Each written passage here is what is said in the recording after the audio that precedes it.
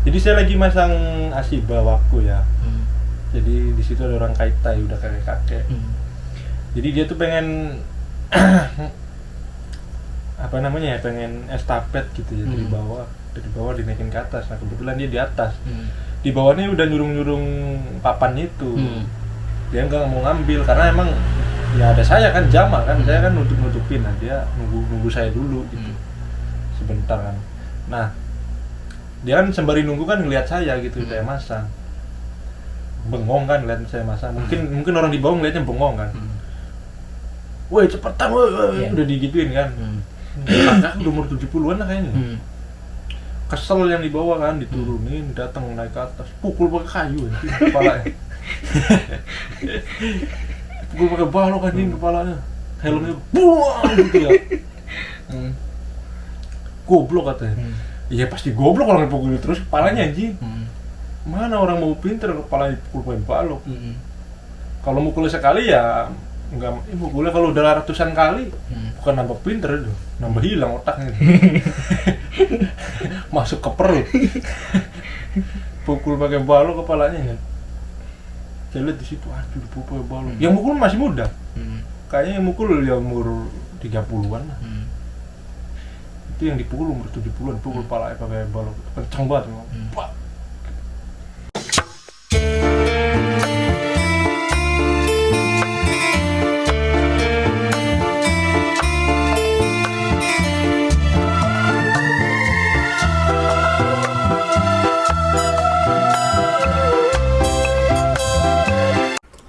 Halo, assalamualaikum warahmatullahi wabarakatuh. Balik lagi dengan saya Arifin Bob di konten Surat. Sorry sahabat-sahabatku, konten Surat saya jarang upload video ya. Udah berapa hari nih. Soalnya saya sibuk cari duit. Ya nggak ada waktu buat nyempetin bikin konten. Sekarang aja udah lemes nih. Lemes banget. Lembur ya? Lembur? Enggak. Lemes. Habis itu sal. Habis main ranjau. Nah untuk konten Surat kali ini saya pengen membahas soal perjepangan lagi bersama Mas Nikmal. Kebetulan dia main ke sini ke Osaka. Ya. Nah buat kalian yang belum tahu dia siapa, bisa langsung kunjungi aja nih, di sini nih ada channel dia namanya Pak Ido Official. Buat kalian yang pengen tanya-tanya soal perjepangan, bisa langsung komen di channel YouTube dia. Biasanya bahas apa nih Mal? Biasanya bahas seputar Jepang. Ada SSW juga, kemarin baru bahas SSW building cleaning. Barangkali yang mau ikut ujian building cleaning bisa kunjungi di channel saya. Itu dibahas dari awal sampai itu selesai. Itu Mal apa Mal? Tadi building apa namanya? Building cleaning itu bisa diperjelas apa cuma? itu Buat yang belum tahu. cleaning service ya kalau di Indonesia. Cleaning Bisa service. dikatakan, di gedung, bersihin, rawat gedung gitu. Di hotel ya? Di hotel. Di hotel bisa, di gedung biasa bisa.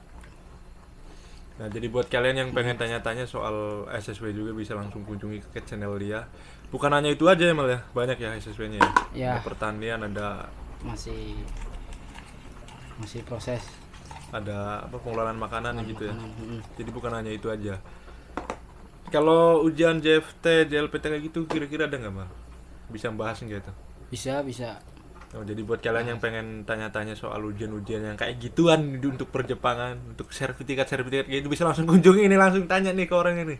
Ya. Langsung komen aja nih di channel YouTube dia. Ya, silakan kunjungi teman-teman ya. Atau bisa kunjungi ke sosial media Mas Nikmal. Silakan tanya aja di channel YouTube dia, nanti dia bakalan langsung respon. Siap. Nah, kita langsung ke topiknya. Jadi konten Surat sekarang kita pengen membahas soal orang Jepang. Nah, selama ente di Jepang, apakah benar orang Jepang itu apa namanya? Loyalitas ya? Ya. Loyalitas tanpa batas. Ada tanpa batas. Kira-kira bener nggak tuh Mal? Benar. Menurut ente? Bener. Karena pekerjaan itu menurut orang Jepang itu kayak Ibadah gitu, agama. ya agama mungkin ya bisa dikatakan. Agama ya. Jadi sangat loyalitas orang Jepang pada pekerjaan. Enggak nggak kaget kalau kita lihat orang Jepang bisa lembur sampai malam, lembur berjam-jam, lembur tanpa dihitung lembur. tanpa dihitung juga. Sampai berangkat pagi pulang malam gitu. Ya itu salah satu loyalitas orang Jepang dalam bekerja. Jadi gila banget ya. Gila banget ya. Tapi kalau ente jujur kaget nggak tuh waktu pertama datang ke Jepang gitu, yang melihat budaya di Jepang ini dengan loyalitas tanpa batasnya ini? Kaget, jujur kaget, karena kita biasa di Indonesia sebelumnya juga pernah kerja juga di Indonesia gitu, di pabrik juga sama. Masalah waktu sih lebih ketat gitu, lebih kipisi, karena kita berapa menit sebelum jam mulai kerja itu harus sudah standby gitu, nggak boleh telat sedikit pun. Wah, kalau itu udah pasti ya. Udah pasti pada tahu lah. Betul. Nah, yang saya pengen tanyain ya, kebetulan saya juga nanti bakalan menambahkan ya. Pulang kerja nih, Ya.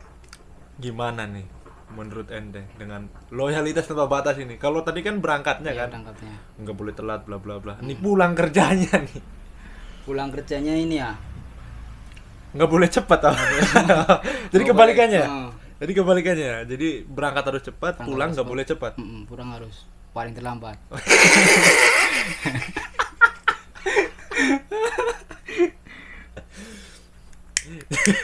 Jadi semakin pulang terlambat, semakin menjadi karyawan teladan gitu ya. Apalagi kalau kita mendahulukan orang Jepang gitu, pulangnya itu udah itu dicap nggak baik, bisa jadi gitu kan, karena apa, Wing? Tidak mematuhi budayanya gitu. Budayanya gitu ya. Karena memang orang Jepang tuh nggak bisa diutakuti ya soal budaya mereka. Jadi kadang kita pun yang nggak tahu gitu ya soal budaya Jepang nih, orang asing nih. Kadang kena semprot juga tuh.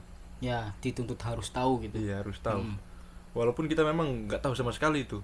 Pasti dia marah. Soalnya sempat saya pernah dulu ngalamin, jadi Iya. Gimana tuh? begitu dibilang wari kan. Wari. Nah, saya udah lepasin semua tubuh-tubuhnya, dimarahin. Kenapa? Dilepas. Iya. Kenapa mau dilepas ya? Lah, emang salahnya di mana kata saya kan. Bukannya Lain udah kali, wari gitu kan. iya, lain kali jangan langsung dilepas gitu. Lihat tuh sampai belum dilepas semua. Kayak gitu bilang. Lah, tapi kan udahan katanya kan. Iya, udah wari kan. Ternyata nggak boleh, kita harus yang senior dulu. Senior udah diberesin baru kita gitu. Dan itu kena semprot emang. Saya kan nggak tahu sama sekali tuh. Tetap nggak ada toleransi, tetap. Dari situ. Ya itu mungkin peringatan awal ya. Tapi ya kalau kita kan di Indonesia kan misalkan, mas jangan kayak gitu, enak gitu ya ngasih taunya. Enggak, kalau orang Jepang enggak seenak itu ngasih taunya. Jadi lu bener-bener langsung disemprot gitu. Tapi ya balik lagi ke orangnya ya, hampir rata-rata sih gitu nyemprot. Nggak semuanya juga Nggak sih orang semuanya, Jepang ada seperti juga itu yang gitu. baik-baik ngasih taunya. Nah, sama juga di saya juga seperti cerita Mas Alvin gitu, pas waktu udah selesai wari gitu kan ya, biasanya kan kalau udah selesai itu harus laporan dulu kan, ini udah selesai, terus ini boleh pulang atau boleh kata suke enggak gitu. Nah kadang-kadang tuh leader orang ridanya itu nggak ada kemana gitu kan, sampai lama banget nungguin si ridanya nih. Bisa sampai setengah jam, 1 jam, itu kan memakan waktu kan. Sedangkan kalau kita langsung buru-buru wari gitu, buru-buru beres-beres atau buru-buru lepas semuanya gitu, itu nggak baik gitu, harus menunggu itu juga. Pernah sekali pulang karena saking lamanya nungguin rida boleh pulang atau enggak, walaupun udah ganti shift nih. Itu kan udah ganti shift, orang shift selanjutnya udah datang, udah gantiin saya gitu.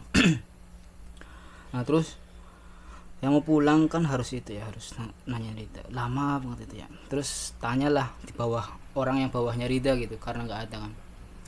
Itu sudah nanya, udah boleh pulang. Pas besoknya langsung itu booming, jadi bahan trending. Wah ini wari, pulang duluan ini.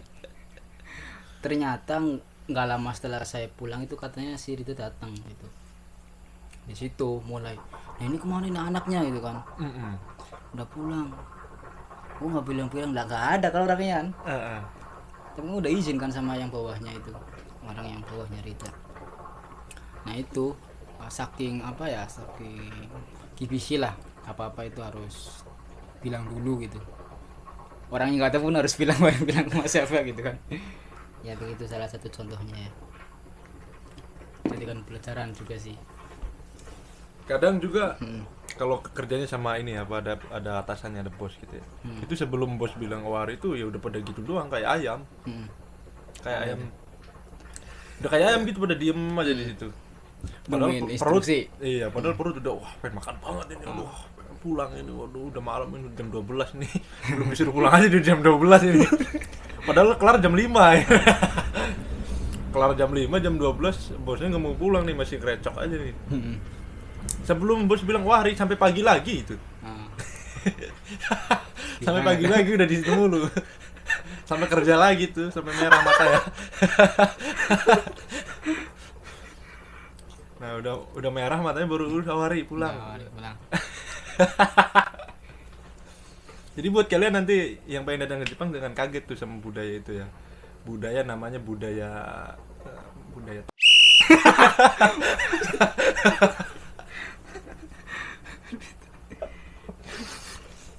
enggak. Bercanda. Itu namanya budaya. Ya budaya inilah. Loyalitas. Menjaga waktu gitu. Menjaga ya. Tapi harusnya menjaga waktu bukannya pulang itu langsung pulang kan? Harusnya ya. Jadi ada filosofinya. Ada filosofinya. Jadi kenapa di Jepang tuh ada filosofinya gini. Jadi keselamatan itu nomor 1. Nomor 1 keselamatan. Kesehatan itu nomor berapa? Enggak ada nomornya kan. Keselamatan nomor 1, kesehatan enggak ada nomornya. Kesehatan enggak ada nomornya. Kalau nggak percaya, jadi saya ada cerita tuh ya waktu kemarin sakit diimpus. Iya. Diimpus. Kan biasanya orang diimpus kan, oh yaudahlah istirahat dulu gitu. Si anjing ini bilangnya besok kerja nggak apa-apa. Besok kerja nggak apa-apa gitu. Besok kerja nggak apa-apa lagi diimpus ini. Ntar dulu, jangan tanya itu dulu. Jangan langsung tanya besok. Wah ini filosofinya gitu jadi ya kesehatan nomor berapa jadinya ya? Keselamatan emang diakui sih kesehatan nggak dibenerin kesehatan ini. Nggak sehat sumpah asli. Kalau orang sehat, orang punya kesehatan gitu ya. Jadi pikirin anjing. Jadi di Jepang buat kalian jadi jangan kaget nanti kalau kok orang Jepang tega-tega ya, pasti tega, orang gak ada kesehatannya soalnya. Tega pasti robot memang, karena kalau kita kerja nggak kayak robot kalah sama robot. Karena di Jepang udah ada robot, jadi manusianya itu harus bisa nyaingin robot. Kalau nggak bisa nyaingin ya udah nggak ada kerjaan. Jadi di Jepang tuh nanti kalahnya jadi pengangguran itu karena robot, bukan karena kebanyakan orang. Karena di Jepang kan nggak ada yang mau bikin orang. Ya kan? Nggak ada yang mau bikin orang. Kenapa? Ya karena loyalitas.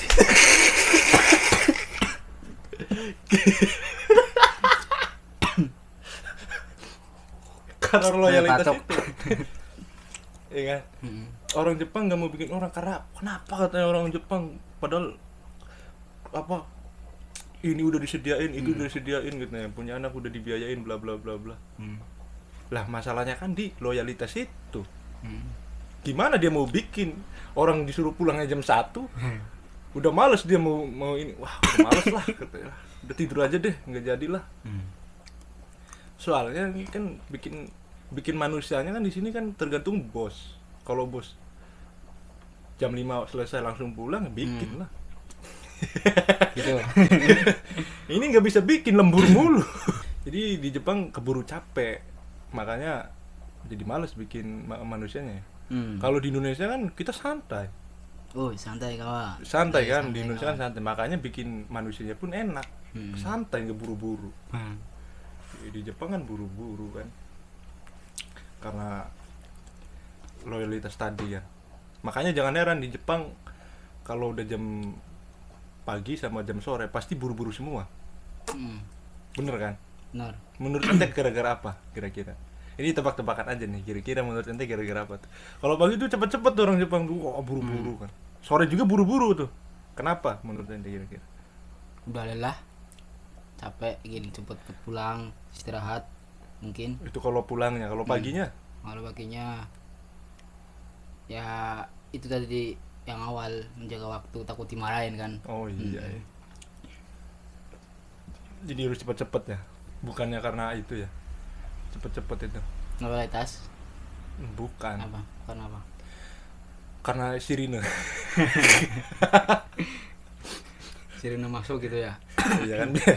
Biasanya di Jepang kan banyak sirine kan. Itu 1 tahun aja sirinenya berapa kali tuh. Sirine lagi kan. Jadi buru-buru nyelamatin diri gitu.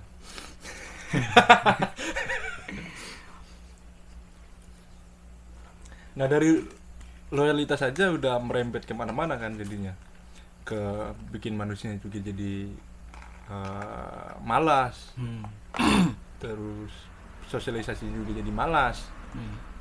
Jadi sebenarnya menurut saya opini saya tuh larinya ke situ sebenarnya, dengan loyalitas itu. Makanya sekarang itu di Jepang kayaknya yang bakalan dibenerinnya itu di situ. Sekarang ya menurut saya itu yang harus dibenerinnya itu di situ. Mungkin pemerintah bakalan lebih mengurangi lagi. Oh iya, itu udah ada wacana sih, udah ada beritanya gitu. Kalau kan? Yang seharusnya kerja 5 hari mau dikurangi 1 hari lagi katanya untuk libur. Iya. Itu kurang tahu. Supaya bisa ada waktu untuk bercengkrama gitu kan. My team. Iya, bercengkrama, ya gimana gak heran gitu di Jepang Untuk mengurangi itulah ya tadi, stres. Nah, mengurangi stres juga. Karena kerja terus gitu kan. Nggak ada istirahatnya, nggak ada waktu untuk sendiri kan. Kadang bayangin aja sih, pasti stres sih. Stres lah. Apalagi kita pengen pulang ditahan-tahan gitu. Udah pengen pulang ini, aduh tahan terus gitu. Besok berangkat lagi soalnya. Berangkatnya harus pagi lagi kan. Jadi stres, udah keburu stres dulu, jadi nggak ada kepikiran buat harus punya pasangan deh, ini deh, kayak udah males duluan kan. Kayak udah saya udah pusing nih apalagi punya pasangan gitu. Nah cuma ditambah lagi gini, ada masukan juga ya, kenapa orang Jepang itu nggak mau menikah, karena ribet. Ada alasan itu, karena ribet, kita nggak bisa keluar seenaknya gitu, kita nggak sebebas itulah, nggak sebebas kayak kita sendirian. Terus ditambah lagi di Jepang tuh serba bebas. Jadi kalau misal kita pengen kebutuhan jasmani, ya kan, jasmani, rohani itu udah ada gitu, tinggal bayar, kita bisa main udah. Jadi nggak perlu lagi menikah gitu dan punya anak, karena sendirian aja udah pusing gitu. Apalagi punya istri, punya anak, dan tanpa pusing. Terus hidupnya juga terbatas, kita nggak bisa seperti waktu masih sendiri kan. Kemana-mana bisa enak gitu, kesini enak, ke situ enak. Nah kalau udah punya anak istri kan jadi ada batasan. Nah itu yang kemarin saya denger sih, itu alasan kenapa nggak mau menikah, karena mereka masih pengen senang-senang. Itu mungkin salah satu faktor ya. Pastinya banyak faktor lagi sih, kayak ekonomi apa, biaya hidup mungkin sekarang semakin meningkat, semakin mahal harga-harga bahan pokok gitu. Sama ya itu yang terakhir mungkin apa ya, nggak mau mendekusai nggak sih. saya pernah iseng-iseng nanya gitu sama orang Jepang, kenapa nggak nikah gitu. Walaupun itu pertanyaan yang seharusnya nggak ditanyakan, cuma ini karena saya akrab sama orang Jepangnya, jadi ya nggak masalah kalau tanyaan begitu gitu. Jawabannya apa coba? Jawabannya itu ribet nggak tahu ini ribetnya apa gitu. Saya nggak tahu kuasikunya tuh, nggak tahu. Tapi yang jelas saya pernah nanya itu jawabannya ribet gitu. Salah satunya. Mungkin bisa Ya mungkin ribet ngurusin anak iya, mungkin atau bisa jadi. mengganggu pekerjaannya dia atau apa gitu. Karena hidup sendiri aja udah pusing mungkin gitu. Jadi bawaannya ribet. Tapi kalau untuk ekonomi kayaknya malah kalau untuk ekonomi yang tinggi Itu gimana? Kurang. kalau menurut saya sih itu enggak, itu alasan sih. Oh, itu alasan. Bukan mutlak benar, itu cuman alasan. Wah, sebenarnya bukan itu aslinya. Apa? Bukan karena ekonomi aslinya, itu cuman buat apa ya? Batu loncatan doang. Kayak karena ekonomi tinggi lah gitu bilang alasan. Biaya hidup tinggi. Iya, padahal bukan itu Bukan. sebenarnya. Apa inti masalahnya bukan di situ. Kalau memang ekonomi tinggi yang jadi masalah, Tapi orang Jepang kaya-kaya loh. kayak di kampung kita itu ekonomi tinggi masih bikin aja terus. Orang Jepang walaupun kelihatan biasa gitu tampilannya, tapi kaya-kaya, punya mobil sport itu. Iya, kayak semua karena memang Motor Harley gitu kan, itu kan nggak murah. Motor Harley aja di sini ya pernah lihat harganya itu berapa ya, sampai aku mang kalau nggak salah, seharga mobil gitu 400 mang. jadi di Jepang tuh mungkin banyak banget orang-orang yang belum datang ke Jepang pada heran. Contohnya kayak misalkan soal kendaraan, soal bla bla bla ya. Kenapa kok Jepang memproduksi otomotif tapi orang-orangnya jarang yang pakai. Contohnya kayak motor gitu ya. Kayak kendaraan-kendaraan gitu. Kok jarang ya orang Jepang pakai? Kebanyakan orang Jepang pada jalan kaki, pada naik sepeda. Nah, menurut ente aja nih kira-kira gimana? Alasannya apa yang mendasari itu? Alasannya khawatir sih. Orang Jepang itu cenderung khawatir tentang keselamatan. Oh, tadi berarti balik lagi ke tadi ya, keselamatan itu ya. Karena menurut orang Jepang itu abunai sih kalau naik motor gitu kan. Oh iya, itu alasannya ya. Itu salah satu alasannya mungkin ya. Itu alasan positif, itu positif banget itu mah. Bikin macet nggak sih kalau motor? Oh, bikin macet. Berarti kalau jawaban dari ente itu ya. Kalau menurut saya ada nih. Apa itu? Selain itu, mungkin itu udah umum banget ya. Maksudnya itu jawaban udah umum banget, mungkin orang juga mikirnya ya keselamatan juga ya. Namanya juga kendaraan otomotif kan ya, resiko kecelakaannya kan pasti ada. Jauh lebih tinggi dibanding jalan kaki, sepeda kan.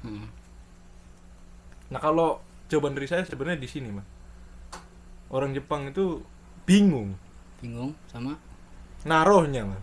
hmm. Karena di Jepang nggak boleh asal-asalan naruh itu. Contoh misalkan ente punya motor kan, punya mobil, itu kan ente juga harus mikirin naruhnya di mana. Ente juga memerluin duit kan. Kalau ditaruh di parkiran pasti ngeluarin duit. Apalagi orang Jepang jarang yang punya rumah, pada di apato kan, di mansion kan. Jadi kalau mereka punya kendaraan, otomatis pengeluaran dia nambah. Nah, ditambah lagi fasilitas di sini kayak kendaraan umumnya kayak bis, kayak kereta api itu udah jalurnya udah bagus gitu. Kita pengen kemana-mana pun udah ada gitu ya. Turun di sini udah ada, turun di situ udah ada. Jadi ketolong di situ. Sebenarnya kenapa orang Jepang nggak, padahal produksi nih ya banyak nih ya kan. Banyak, Di terkenal. Indonesia itu kan memakai semua tuh produksi Jepang. Tapi orang Jepang nggak pakai. Ya itu tadi, nggak ada tempatnya. Nggak ada, pokoknya serba pusing lah. SIM harus punya, tempatnya harus punya, membuangnya bayar. Jadi bener-bener wah ribet banget gitu ya. Bagus nggak usah deh gitu. Biaya itunya juga mahal ya, biaya Iya. perbaikan gitu. Jadi udah bagus nggak usah deh lah gitu. Sepeda aja deh lah gitu, jalan kaki aja lah udah itu paling enak itulah udah. Sebenarnya nggak makanya itu sebenarnya semua orang pengen make. Kalau bisa sembarangan gitu beli semua, saya yakin orang Jepang beli semua. Terus kayak pokoknya apapun yang diproduksi di Jepang pasti orang Jepang juga pengen make, cuman susah, kebingungan kan. Terus ada juga produksi soal dewasa juga ya, video dewasa gitu. Kenapa di Jepang padahal produksi film dewasanya paling ini ya, paling tinggi ya, top ya. Tapi orang-orangnya nggak ada yang mau bikin anak. Dan yang paling saya kaget juga di Jepang tuh, orang Jepang memang dia tuh kayak punya dunianya sendiri. Kayak misalkan di luar ada ini, dia bikin sendiri. Karena kayaknya dia tuh di Jepang tuh nggak mau apa ya, nggak mau, contohnya kayak di ini aja deh, di video-video animasi lah contohnya ya. Rata-rata di Jepang tuh bikin sendiri semua. Kreatif. Iya, kreatif gitu. Misalkan mereka ngeliat ada di Amerika atau di mana gitu, ada film-film yang kartun yang bagus kan. Bukan ditayangin di sini tapi mereka bikin. Nah, jadi saya melihat di Jepang kayak dia punya dunia sendiri ya, kayak bahasa Inggris dijadiin bahasa Jepang. Jadi nggak mau apa ya namanya ya, balik lagi ke tadi, nggak mau budaya mereka itu terkontaminasi. Iya gitu, ketimbun, nggak mau. Jadi dia tuh tetap stay gitu, stay terus gitu. Mungkin dari dulunya memang kayak gitu ya, Jepang dia tuh menutup dunia luar gitu, untuk dunianya dia sendiri. Itu ada kayaknya kemarin pernah lihat di TV gitu, kalau Jepang itu pernah menutup dari dunia. Atau itu tahun berapa, tahun 18 berapa gitu. Pernah itu sebelum Jepang menjelajahi seluruh Asia. Semenjak Jepang terbuka kan akhirnya dia menjelajahi seluruh Asia kan, termasuk Indonesia juga gitu. Jadi memang dari dulunya ya, dari dulunya dia udah menutup, kayak apapun dia bikin sendiri gitu lah. Jadi orang-orang jarang ada yang tahu loh malah soal dunia luar itu orang Jepang, karena mereka udah asik sama dunia dia sendiri. Dan sempat juga saya tanya, kira-kira kalau orang Jepang keluar mau nggak mau, nggak ada yang mau kan.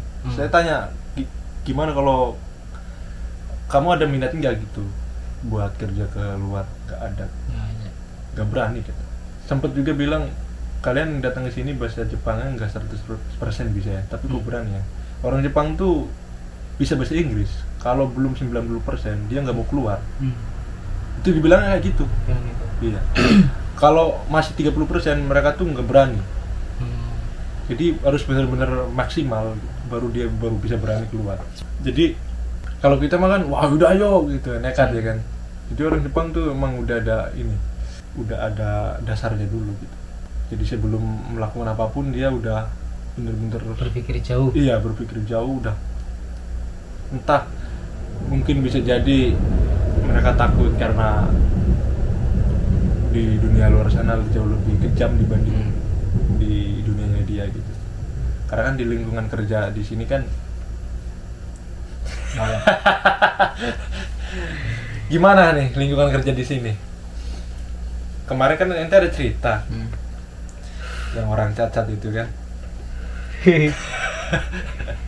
Ya. Ya kerja di Jepang gimana tuh yang orang cacat itu? Ya ceritanya itu dimarahin sih. Jadi saya baru sebelumnya udah pernah lihat orang Jepang sama orang Jepang itu bertengkar gitu. Bukan bertengkar sih, berantem. Ya biasanya sih atasan sama bawahan gitu. Nah itu kaget sih, karena sampai emosinya itu emosi banget gitu kan. Saya takut gitu, itu beneran enggak gitu, kayak mau ribut gitu. Ya biasa sih, nggak jauh-jauh dari pekerjaan itu. Salah sedikit aja, kalau yang salah orang Jepang, ketahuan orang Jepang udah itu habis. Habis itu marahin. Dan ceritanya itu dulu Bing, yang kemarin tuh, yang kemarin yang habis, yang istirahat. Jadi itu kalau kemarin saya mau gini lagi. Jadi saya lagi masang Asiba waktu ya. Jadi di situ ada orang kaitai, udah kakek. Jadi dia tuh pengen apa namanya ya, pengen estafet gitu ya, dari bawah dinaikin ke atas. Nah kebetulan dia di atas. Di bawahnya udah nyurung papan itu. Dia nggak mau ngambil karena emang ya ada saya kan jama kan, saya kan nutupin. Nah dia nunggu saya dulu gitu, sebentar kan. Nah dia kan sembari nunggu kan ngelihat saya gitu, saya masang.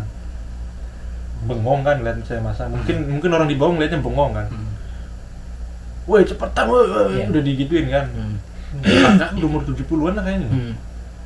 Kesel yang di bawah kan, diturunin, datang naik ke atas, pukul pakai kayu anjing kepalanya. Pukul pakai balok anjing kepalanya. Helmnya buang gitu ya. Goblok katanya. Iya pasti goblok orang dipukul terus kepalanya anjing. Mana orang mau pinter kepalanya dipukul pakai balok.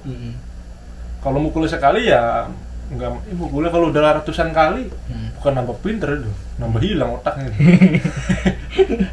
Masuk ke perut. Pukul pakai balok kepalanya kan.